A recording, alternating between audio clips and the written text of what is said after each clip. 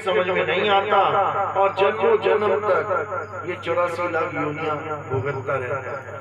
उस परमात्मा को ना जाना, परमात्मा बिल्कुल पास है लेकिन उसका एहसास हमें नहीं है, इसलिए हम किसी की भी पूजा में लग जाते हैं। कबीर साहब कहते हैं, मोह को कहाँ ढूंढे रे बंदे, मैं तो तेरे पास में, ना मैं जप में, ना मैं तप में, ना एकांत निवास में। कहते मुझे कहाँ ढूंढ रहा है भाई, मैं तेरे बिल्कुल पास में हूँ, मैं तेरी आत्मा में विराजमान हूँ और तू अपनी आत्मा को छोड़कर, जिसे कोई जला नहीं सकता, काट नहीं सकता, मिटा नहीं सकता, उसको छोड़कर तू पत्थरों को भगवान मान बैठा है, जिसे तोड़ा जा सकता है, फोड़ा जा सकता है, जलाया जा सकता है, काटा जा सकता है, उसको भगवान मान के पूज रहा है। दुर्गति हो जाएगी अंत में। तो क्या करना है, हर प्रकार की जड़ पूजा को त्याग के अब आत्मा की पूजा करनी है। अध्याय 3 17वां श्लोक। हे अर्जुन, जो अपनी आत्मा में रमण करते हैं, जो अपनी आत्मा में तृप्त हैं, जो अपनी आत्मा में संतुष्ट हैं, उनके लिए कोई धार्मिक कर्म कर्तव्य लागू ही नहीं होता। उनको किसी की पूजा करने की जरूरत नहीं है, वो मंदिर मस्जिद गुरुद्वारे कहीं जाने की जरूरत नहीं है। उनको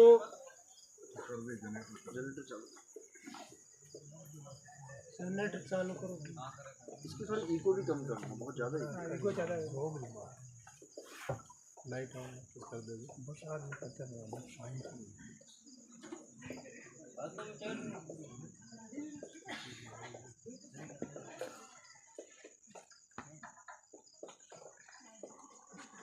कौन खड़ा?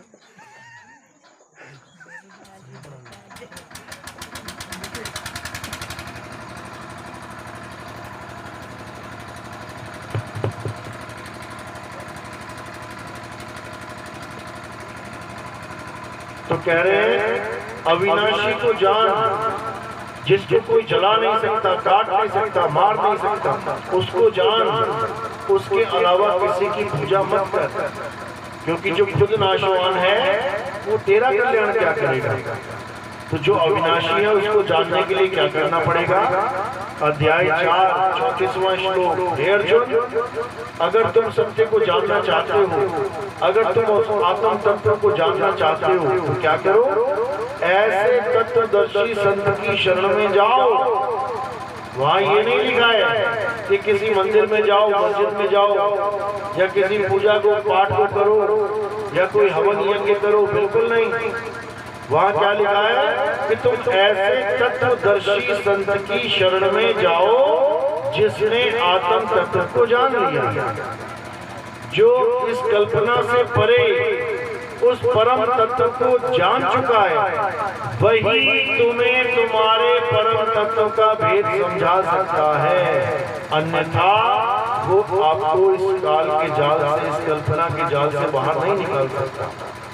तो गीता में बिल्कुल स्पष्ट बता रखा है कि जब तक तुम गुरु धारण नहीं करोगे, और गुरु वो नहीं जो तुम्हें नाम जपवाए कि राम राम जपवा दिया, हरे कृष्णा जपा दिया, राधे राधे जपा दिया, उसको गुरु नहीं बोला गया है, उसको जपी बोला गया है। ये जपी है, ये माला जप करते हैं, तपस्या करने वालों को तपी बोला गया।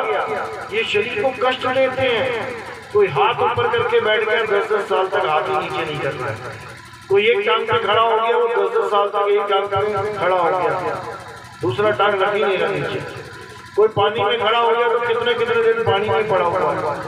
कोई आग के बीच खड़ा होकर तपस्या करने लग जाता है। ये सब क्या है, ये सब अपने शरीर को कष्ट देने के बराबर है। और अपने शरीर को कष्ट देने वाले को गीता में बिल्कुल गलत बता रखा है, बिल्कुल गलत, कि ये नहीं करना चाहिए, क्योंकि परमात्मा कष्ट लेने से नहीं मिलता है, परमात्मा अपनी आत्मा में खोजने से मिलता है। तो कहते हैं, जब लग ना चीनोगे आत्म, तब लग ना मिली है परमात्मा। जब तक तुम अपनी आत्मा को नहीं खोजते, तब तक परमात्मा मिलने वाला नहीं है।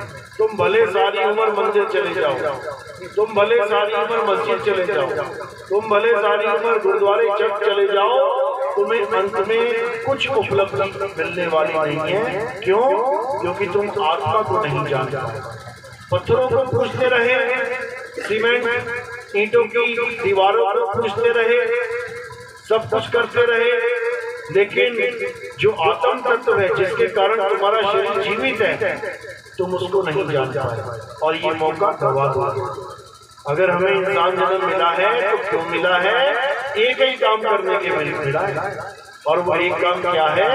अपनी आत्मा का अनुभव करना, अपनी आत्मा को जानना। इसीलिए हमें आत्मा ये शरीर मिला है, आत्मज्ञान प्राप्त करने के लिए शरीर मिला है। इसीलिए बार बार गुरु धारण करने की बात की जा रही है, क्योंकि अगर केवल मंत्र जपना है, अगर केवल पूजा पाठ करना है तो गुरु की जरूरत नहीं है। आप कोई भी नाम लो, दिन भर जपते रहो, गुरु की क्या जरूरत है? लेकिन आप देखेंगे कि श्री रामचंद्र ने भी, कृष्ण जी ने भी गुरु धारण किया, उनको भी गुरु की जरूरत पड़ी। सोचो उनके गुरु ने उन्हें क्या नाम दिया होगा? क्या कृष्ण जी के गुरु जी ने ये कहा होगा कि तू हरे कृष्णा जप, या राम जी के गुरु जी ने ये कहा था कि तू राम राम जप, कि तू ही भगवान है, अपना नाम जप? बिल्कुल नहीं। दोनों को ही उनके गुरुओं ने आत्म तत्व का ज्ञान दिया, आत्मा के बारे में समझाया। आप इतिहास पढ़ोगे, ग्रंथ को पढ़ के देखो, संदीपन जी ने कृष्ण जी को आत्म तत्व का संदेश दिया कि हे कृष्ण, आत्मा नाम की एक वस्तु है जिसके द्वारा इस दुनिया का हर शरीर अपना अपना काम कर रहा है। अगर ये आत्मा ना हो तो इस दुनिया का एक भी शरीर ना हिल पाए, ना डुल पाए, ना चल पाए, ना खा पाए, ना बोल पाए, ना रह पाए। आज सारे काम किसकी वजह से हो पा रहे हैं? आत्मा की वजह से। आप अपने घर से आकर यहाँ पंडाल में बैठे हैं, किसकी वजह से? आत्मा की वजह से। सत्संग सुनने के बाद वापस घर